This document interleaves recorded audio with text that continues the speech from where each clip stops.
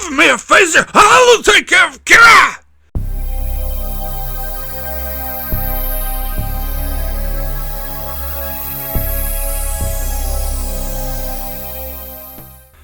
Hello and welcome to Enchantment of Eternity's review for Dramatis Personae, which is episode 17 of season 1 of Star Trek Deep Space Nine. This video is a part of a series of videos where I review episodes of Star Trek Deep Space Nine, one episode at a time. In this video, I cover the first season episode, Dramatis Personae. So Dramatis Personae is the episode in which the crew encounter a telepathic echo or whatever, some telepathic thing that takes over the main crew and ops, except for Odo, who is immune to it from being a changeling. So Odo starts to notice the strange behavior of all the main staff, who start a mutiny. They start a civil war between Kira and Sisko as they have a dispute over what to do with an ally of the Cardassians who want to dock at the station. The dispute gets out of control, where Kira is recruiting people in order to retake to take over the station and kill Sisko, and Odo is trying to do his best to vanquish this telepathic influence while the crew struggle to kill each other, but Odo eventually prevails and manages to get rid of this telepathic influence. So, Dramatis Personae, I looked it up, and I listened to it several times. That is how you pronounce it. I had no idea the whole time I was calling this Dramatis Persona, but Dramatis Personae. Apparently, that is a theater term meant to describe the cast of characters, or the main cast. So this kind of describes this episode, because the main cast of our show, Deep Space Nine, becomes different characters, and it lists the typical cast of characters. Sisko starts to become the lazy and absent-minded mad leader. Kira becomes the upstart rebel. Bashir becomes the sort of conniving intrigue who's trying to put his finger to the wind and see which way the wind is blowing. Dax, apparently, I didn't know this specifically, but Terry Farrell said in a podcast that her notes that she got from the writers from the studio said to play it senile. So Dax is supposed to be a senile old person who just wants to reminisce all the time. And who else am I missing? Oh, O'Brien just becomes the staunch lieutenant who takes over for Sisko and is like loyalist, who is loyal to Sisko to the cost of his life. So that's an interesting concept, and you can see that's where the concept originally originated from, of, having this sort of play about a downfall, the Civil War, rebellion, and having the crew play the typical characters involved. Now, this episode was written by Joe Manowski, who didn't write that many DS9 episodes. To my recollection, he has only 4 credits on DS9, although I can't remember off the top of my head what the other episodes are. I remember them not being any one that I think is absolutely great. Now, I have talked about Joe Manowski a lot in my TNG episode reviews, because I'm starting to realize that I don't really care for his writing style. Not to say I hate every episode he wrote, that's not true. He wrote some good ones like Darmok, and with Brennan Braga wrote Year of Hell. So I do like some of his work, but I think by and by, I'm not the biggest fan of him, and I start to notice that's a lot of issues I have with Voyager, kind of due to his influence, because he became one of the main writers on that show. So I don't think this episode is terrible, though. This is definitely not one of his worst. entries. However, I do see how it comes off more as a typical TNG episode, which, to be fair, a lot of Season 1 DS9 episodes do, which I've been talking about a lot as I've been going through DS9. And especially they seem more like TNG when you look at the show in retrospect, because starting next season and then expanding even more in Season 3, Deep Space Nine starts to become its own unique and original show that is similar yet very, very different from Next Generation. It focuses more on character stories, more on political intrigue, and stuff of the like, and relies a lot less on the weird sci-fi concepts. Although it's not completely absent from DS9. We do get some big sci-fi concepts in the later seasons, such as Children of Time in Season 5, or One Little Ship in Season 6, or Time's Orphan also in Season 6. So it's not completely absent of these grandiose Star Trek technobabble filled science fiction ideals, but is less reliant on them and more reliant on the character stories. Like, even when they handle time travel, such as in past tense, they do it in a lot more sort of character focused way. And so this, I wouldn't really call it character focused, because all the main characters become different characters. So the only character who's really explored in this episode is Odo. And this is actually a good episode for Odo, as it's as he's the only one not affected who needs to become the hero in the case. But yeah, otherwise this is a typical, weird sci-fi anomaly thingy. Well, it's not an anomaly B plot. It's not one of those, because there's no really B plot. It's really one plot, which is one good thing about the episode.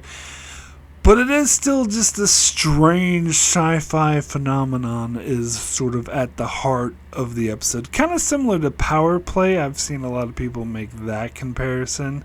And most people think Power Play is better. I think this episode's better, because I think Power Play is overrated. But I talked about that in my review for Power Play. Because that's just your typical hostage situation, where this is a lot more interesting. It's more like a intrigue, rebellion type situation. So yeah, but it's, telepathic aliens take over the crew and force them to do a rebellion. So yeah, it's a sci-fi concept. So it does come off a lot more like a TNG episode than the later episodes of DS9 will, even the ones that deal with high concepts. Now, it does seem to me that the reason why they chose this particular story of a rebellion does seem like they were trying to accentuate the conflict between Sisko and Kira, which they had at the start of the show. That was one of the main things. Like, we see Kira's first introduced and she's yelling at Sisko, and I don't think the Federation has any right to be here, blah blah blah, and as a way to bake the show with tension and inner conflict that they were never allowed to do in TNG. And in fact, they did the same thing, of course, over on Voyager with the Maquis. In fact, I would say that this episode is DS9's version of Worst Case Scenario. Kind of, sort of. I mean, it doesn't deal with the holodeck program. It's more of looking at after the fact, when the tensions have completely died down, whereas in this, the tensions still actually exist. But still, it's sort of artificially creates a battle between two factions fighting for control. Now, typically, I love mutiny stories, and I talk about this a lot. I like the movie Crimson Tide. There's an episode in The Expanse that deals with a mutiny that I freaking love, and many other episodes and other shows. And I love mutiny storylines. But this example and Worst Case Scenario are not real mutiny storylines, because they're just fake. They're artificial. Like in the case of Worst Case Scenario, it was a holodeck program that somebody wrote so it didn't really happen. And in this case, it was weird telepathic aliens that took over their bodies, so they weren't really having a mutiny. It was just an artificial one. So to me, that definitely diminishes the story, so I don't like it nearly as much as I do real mutiny storylines. The Pegasus over on Battlestar Galactica, that's another really good one. I don't know if there's so much of a mutiny, but that is more of an internal conflict. But anyway, putting all that aside, like, I usually love that stuff. But this one, it's kind of just going through the paces, and I do get a bit tired with it. I think it seems really silly. And as I said, they were trying, it seems to me, and this is what I thought when I first saw the episode, is that they were just trying to be like, ooh, look at the tension, like that baked in tension that they started to show with. Looks like they were trying to really amp it up and be like, oh, look at how bad it was. But again, that doesn't work because it's all artificial. Like, I always find it such a convenient coincidence that these telepathic influencers, these telepathic aliens, or whatever you want to call it, just so happen to come right at the time that Sisko and Kira are having a dispute over how to treat these, what are they called? Kabirians or something like that. Siberian? I don't care what they're called. Siberian? Kabirians or whatever. The telepathic influence just so happens to come at the right time where Sisko and Kira are having this dispute, and it exaggerates this dispute. How convenient is that? I'm sorry, I always find that. Now, you might argue like, oh, I'm sure if it wasn't these Kyberians or whatever, it would have been some other thing. But there really hasn't been an other thing that was like this big of an obvious like dispute from Kira and Sisko. And so there are a lot of moments in this episode that are overly dramatic, although I realize that's part of the point. Like, it's meant to be that way because that's what the alien influence. But then again, I lose an interest or investment in it because it's not actually our characters. They're just playing the roles to keep the theater metaphor going. They're just playing the roles that they're given, and so it's not really them. So when you have that argument where Kira's like, the Kyberians or whatever they're called, they are going against Bajoran interests. This station is Bajoran property, and Sisko says, commanded by a Starfleet officer, commanded by me. And none of that really has any weight or power to it because you know that they don't really mean it and that they wouldn't really be acting this way if it wasn't for the fact they're just playing the roles they're giving them. And I'm sorry, it's also very convenient that these alien telepathic influence get people to play out this rebellion storyline. It just so happens that the station is made up of Starfleet officers and Bajoran personnel, and there's two different factions working together in the station, and the telepathic aliens just so happen to be able to drive a divide between those two factions. What if there wasn't two factions? What if it was just Bajorans? Or what if this telepathic influence came on board the Enterprise, where everyone was a Starfleet officer? Maybe it would exaggerate and make Riker sort of have a mutiny, rebellion for no good reason. But still, to me, it seems like they would just be making up divides that don't already exist, whereas in this case, they're just conveniently already divides that exist. Which, granted, like, not all the Starfleet officers side with Starfleet. In fact, O'Brien seems to be the only one who sides with Sisko. Bashir and Dax side with Kira. But that's kind of, so you could say it defines the pre-existing divide, but still, I don't know. It does make me wonder what part Odo was meant to play, but it didn't take a hold of him. But anyway, it just loses any interest because they're just playing the roles that they give them.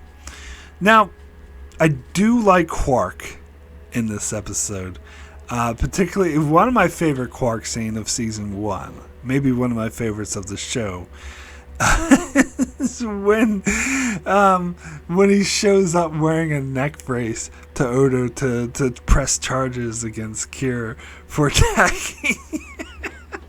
And it plays into the cliche of everyone always wears a neck brace when they want to exaggerate an injury, especially going around in the 90s, and it's just really hilarious to see Quark do it. And when Quark is like talking like this, it's like she was plotting. I heard her plotting against Cisco.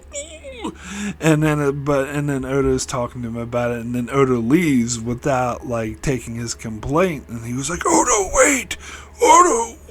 But then when Odo was far enough away, he was like, oh no! I demand satisfaction! And just like, so it's obvious that he wasn't actually in pain, that he was faking it, the whole time, and I just find that like so hilarious. But it also goes along with the story as well. That scene in Quark's where Kira is trying to get Dax to join her side, it was just weird. I mean, I get it, they were trying to play all these characters as weird, like Bashir was like, blah, blah, blah, and being all dumb, and Dax was being, remember the time, remember this. But I don't know. What they were trying to do with Kira, I don't really get. Because it really seemed to me like she was trying to seduce Jadzia. The way that she like just grabbed her drink and started drinking Jadzia's drink was weird. and she was getting really intimate and close to her. And I watched the podcast with Terry Farrell, and I was hoping that she would talk about this and see what the intention of the scene was, but she didn't mention anything about the seduction part of it. She just thought it was gross that Kira was drinking her drink and being very inconsiderate. But then, of course, Ferengi ears, as we know, are really good, and then Kira just like picks Quark up and just tosses him across the room.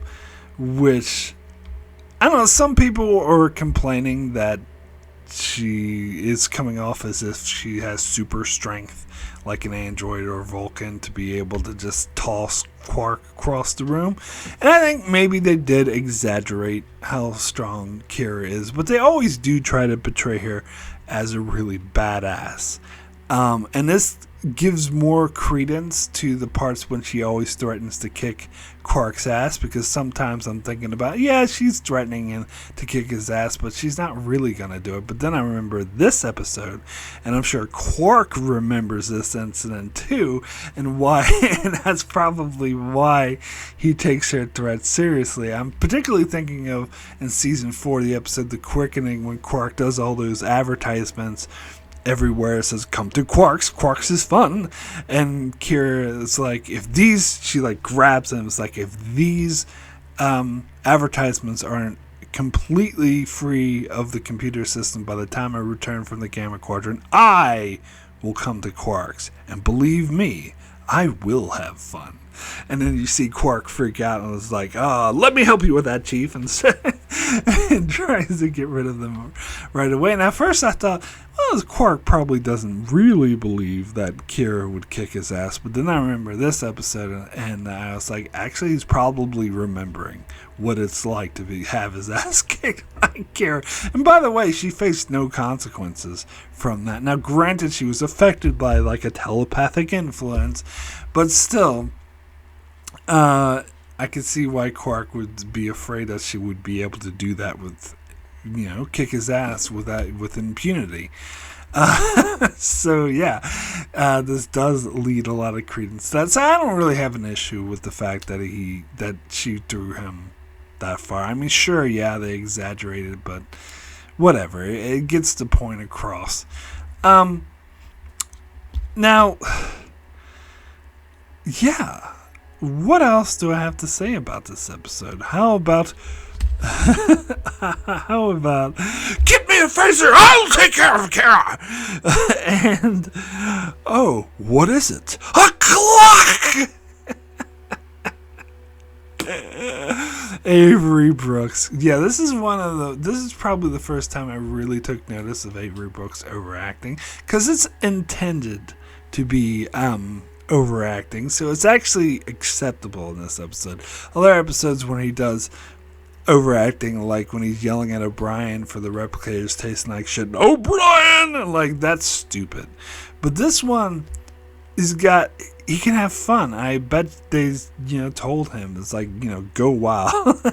And you're supposed to be playing this over, it's supposed to be like a play, it's like a theater, and you're playing this part. So he, takes that to heart and does this over-the-top theater acting, which, again, kind of works for this episode. God, I'm trying to think of some of his other memorable lines. And he was like, ha! This is how it ends. And I don't know, he's just really over the top. Don't bother telling me about it, or don't bother me with it. And just goes away. He's like, why don't you tell O'Brien? That's what he's there for. I think it's great. Now, in particular, is the line about the clock. This is something I always remembered. I used to quote this a lot with my sister. A lot when we were younger. It's funny, in the time where we were doing it the most, we were going around saying, what is it? A clock! On Christmas, I got a present from my aunt, and I opened it up, and my mom asked, oh, what is it? And I said, a clock! Because it was a clock. She sent me a clock for Christmas, and I actually took advantage, and of course only my sister got the joke, but so yeah, she sent me a clock for Christmas, and then I think for the rest of the day whenever we were looking at it, it was like, a clock! Oh God, I love that performance from Avery Brooks. But anyway, so speaking of the clock, it will be there in his office. It stays there as the staple in the background for the rest of the show, and I do enjoy that continuity.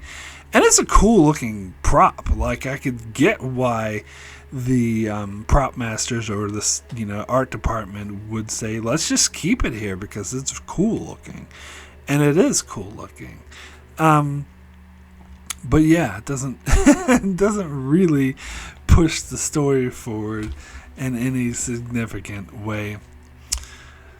So yeah, other than that, this episode is just kind of, it's not terrible. It is enjoyable to watch, but it kind of is just going through the paces. As I said, it's a good episode for Odo. He's the one who has to investigate, and he manipulates Bashir to get rid of the virus because he knows that he's a security officer. He doesn't have the expertise to get rid of the virus. But Bashir is all affected by the virus. And I love how Odo says, everyone's affected by this telepathic virus or whatever, and Bashir is like, well, there's a hole in your theory because I'm normal, which he clearly isn't. But I love how Odo manipulates him, and it's just well, yes, of course you are, but if you and I are the only ones not affected, we could use that to our advantage. It was, and I think it's totally in keeping with Odo's skill set, that because we see the way he treats Quark and other criminals, that he would totally have that skills to manipulate Bashir in that way, especially since his mind is sort of impaired, I think is the word I'm looking for, from this telepathic influence, so it's probably easier to manipulate. And so the way he manipulates him to get rid of the virus, and he also manipulates Cisco and Kira in order to get everyone in the same place in the cargo bay in particular, so it's a place where he can blow it out into space immediately. He manipulates them to get him into the space at the same time because Cisco and O'Brien trying to escape, and it calls Odo for help, and he's like, takes that as advantage. Oh, I'll clear the way to you for thing, and it just happens to go right through the cargo bay. And then when Kira calls Odo, and it's like, Odo, what the hell? Whose side are you on? He's like, oh, I'm on your side. Look, I gave you a present. They're right there in the cargo bay. And so that was genius. That was such a great way to, not just Bashir, but the way he manipulates everyone in order to save them. This is a good Odo episode, I will say. But anyway, I just kept thinking about when Sisko gets trapped and they realize Odo betrayed him. He was like, Odo! Oh my God, I love Avery Brooks' over-the-top performance. Anyway, I would now like to thank my Patreon supporters very much for supporting me on Patreons. Very much appreciate it. This helped me continue with the channel. I'd like to give a big special thanks to Brandon Neil House and Intarius. Thank you so much for your very strong support. I'd also like to give a shout out to Greg Marley, Francisco Chuck Hooks, Kyrie091, Anthony D. Benedictus, Ricky, Matty Jester, Joel Valls, Alessandro Michelosio, Norman Buckwald, Stephen Kennedy, Britton Berg, and Allison Fordyce. Thank you all so very much for your support. So, we do have a few patron comments on this episode. First comment is from Stephen Kennedy, who says, this was the best Maquis episode that Voyager did. Wait a minute, this wasn't a Maquis or a Voyager episode. How can a show have more episodes about the Maquis than a show that started with the concept of the formula? It boggles the mind. The last 3 episodes of Season 1 were all great, and one of them was Star Trek Gold. Bashir must of course align himself with Kira and Dax. Quark tries to sue Kira for damages, but like Odo, never arrests Quark at the end of some episodes. Nothing is done. So my rating is 8 times Jadzia Dax was cut off while trying to tell a story. Damn, I wanted to hear these stories out of 10. I didn't want to hear these stories. They sounded kind of boring. Anyway, Stephen Kennedy also writes regarding the episode The Passenger. Either you forgot to read this part or I wrote this part later. As a massive horror fan, I wrote this. I did like what Kajata did at the end, and if this was a horror movie, part 2 would be called The Passenger Ventica Lives, as the container would have been put into storage.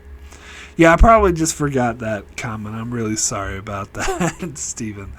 But yes, going back to correct me, thank you for that. So anyway,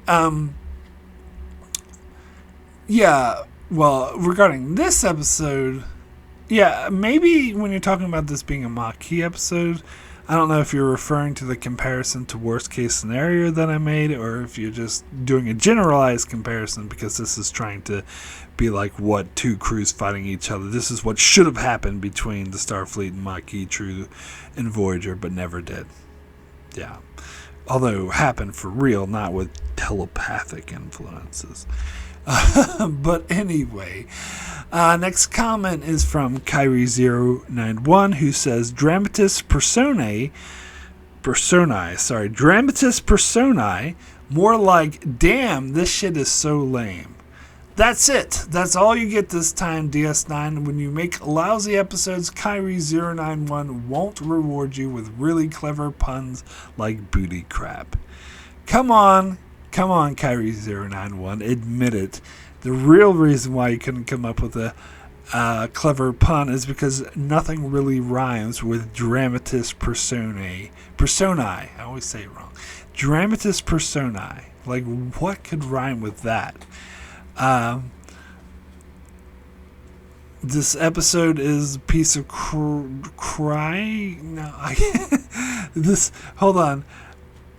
Dramatis Personae. Episode makes me want to cry. How about that? There we go. Thought of one for you. It's not a good one either, though. Anyway, next comment is from Antarius, who says, "This episode was better than I expected / remembered. The reason why the crew behaves like this is pretty far-fetched.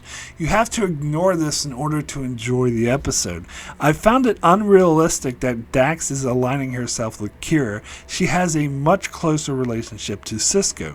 Speaking about Sisko, I didn't understand why he built the clock. Maybe I missed the explanation. Shouldn't Odo become a liquid when he is knocked unconscious? I think it would have been better if they waited with this script until the second season, because the story would have worked even more with clearly established characters. To make it now over in TNG suffered from the same problem but far worse. In my opinion, the story would have been additionally better. In my opinion, the story would have additionally been better if it was not a Klingon but a Vulcan ship. In that case, the question of what brings Vulcans to kill each other would have been more mysterious, but in this case, it could be explained away as normal Klingon conduct.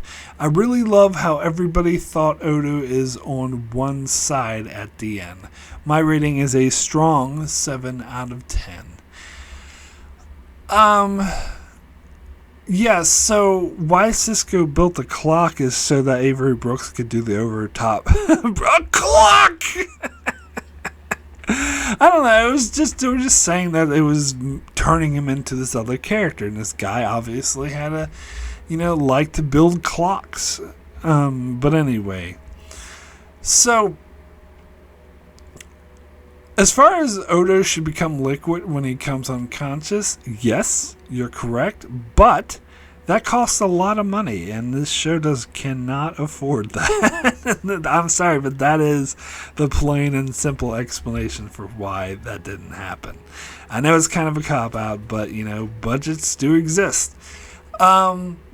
I don't know if I agree about waiting for the second season, because first of all, by the time they get to the second season, you shouldn't be doing this episode, because this is a TNG concept, and I think this show didn't really need this concept.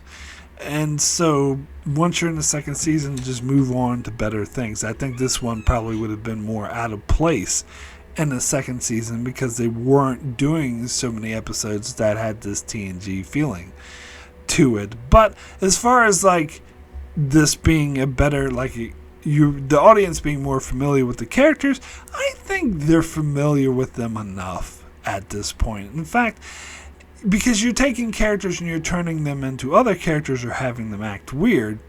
I heard this other critique of the episode that they should have been acting more in character. Dax should have been acting more like a Trill, or Brian, or Kira should have been more something that relates to the character. But I think that's missing the point of the episode, because the whole point is that they're basically other people. They're just being controlled by these telepathic images of these long dead aliens. And they are converting those aliens' experiences into the present day, they talk about the Bajorans and those stupid aliens, whatever their name is, and stuff like that. But essentially, they've become new people. So I don't really think knowing these characters better would make a difference. But that is just my humble opinion.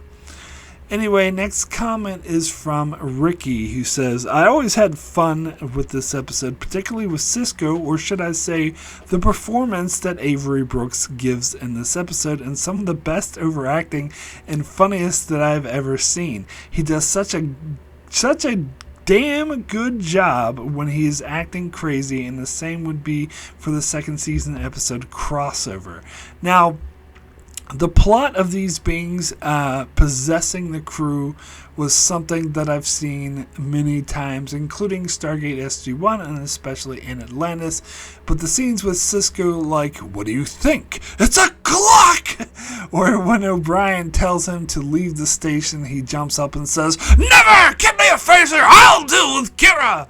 And especially the speech he gives towards the end, where he says, I give you my kindness, my help, my leadership, and how do you repay me? With betrayal. And it goes on. There's a video on YouTube called Commander Benjamin Sisko acting totally normal for 3.5 minutes. And most of the scenes are in this episode. I would highly recommend it. I mean, it's amazing overacting performances. Notice I emphasized the P's on purpose. But yeah, that was the standout for me. Also, the Mutiny story was a good concept, but the execution was flat. So an okay episode. Avery Brooks really elevates this episode, so my rating is a 6 out of 10. Now, I totally agree. I give Avery Brooks shit a lot, but when his overacting actually makes sense and fits the plot, it's actually really, really damn good. Like this in you mentioned crossover. That's more creative than he usually gets. Smiley! Like his overacting and this episodes where he's meant to be like a bit crazy and over the top, like the Bond villain he does in Our Man Bashir, that's brilliant. So when he's meant to be over the top, it works. But there's only a few episodes in DS9 when it's actually like that. When he's meant to talk like a normal human being, it actually doesn't work very well. But anyway, I think he's meant to. Anyway, he's meant to be more of a over the top actor than a normal actor. But anyway. Next comment is from Norman Buckwald, who says, yes, at first glance, here is yet another everyone possessed by virus/alien entity episode, and admittedly for the first season of Deep Space Nine, where odd things such as this already happen. Babel, move along home, the passenger if wishes were horses. One can almost say, just like Voyager had time travel stuff happening all at once, we had this in the first season. Because of all this, when I first saw Dramatis Personae, sorry.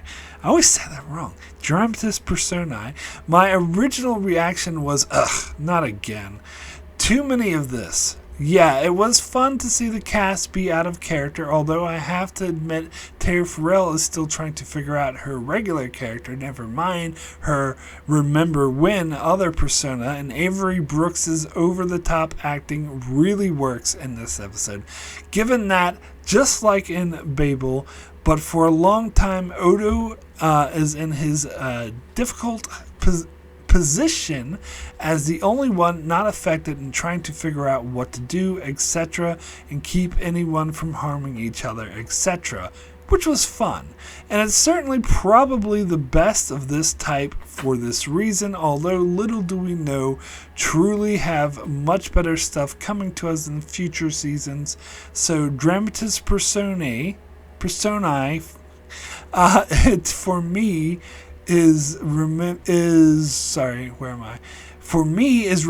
as an interesting curiosity oddity of DS9's first season that seems more awkward and a show trying to find itself more than anything else. Still, it is rewatchable enough, I'd argue.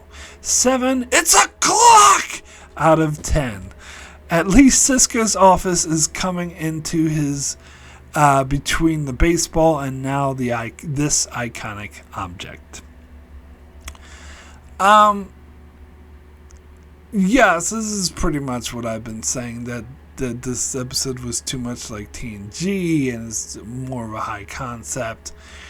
And it was a good episode for Odo being in a tough position, and Avery Brooks' acting was amazing. So yeah, pretty much everything I've been saying. We're on the same page on this one.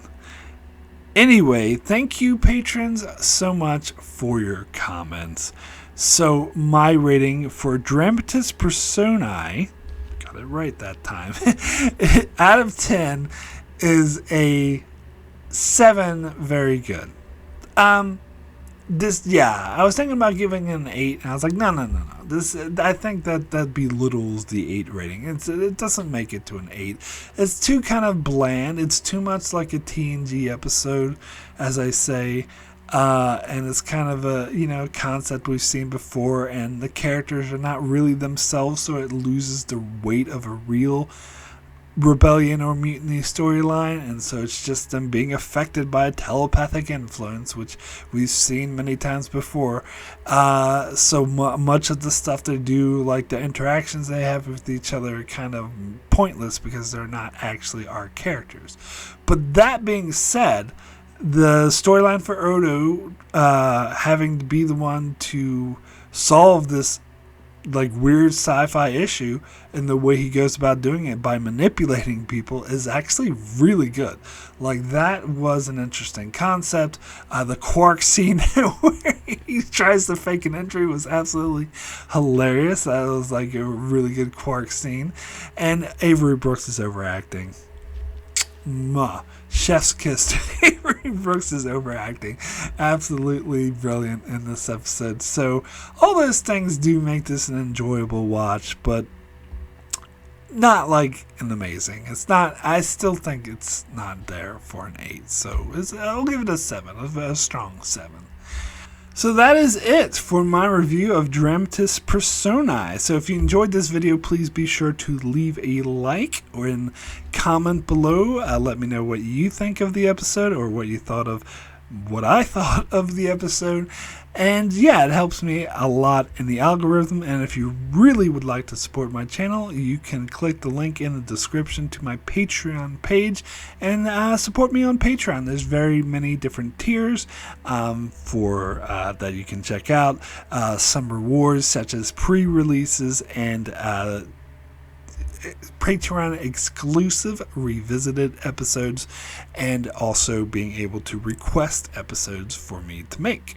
But if you're unable to support me on Patreon, still leaving a like and subscribing does help the channel out a lot. So let's see what's coming up next on my channel. This Saturday will be my review for Lord of the Rings of Power Season 2 as a whole.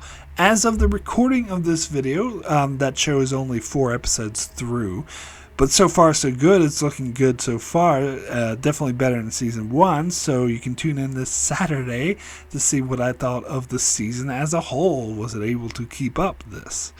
And then on Monday, I'll be over on Patreon doing one of those Patreon exclusive videos, revisiting my review for one of the best Star Trek episodes ever made, Duet. And then on Wednesday, I'll be sticking on Patreon with another Revisited, this time revisiting my review for another really good episode, this time the TNG episode, Timescape. And then on Thursday, I'll be back here on my main channel with another new review, this time for the DS9 Season 1 finale, In the Hands of the Prophets. So that's what's coming up on my channel. Be sure to check it out as I continue to cover Star Trek Deep Space Nine and Star Trek Next Generation and many other shows as well. So be sure to subscribe so you can keep up with all of that. And thanks a lot for watching.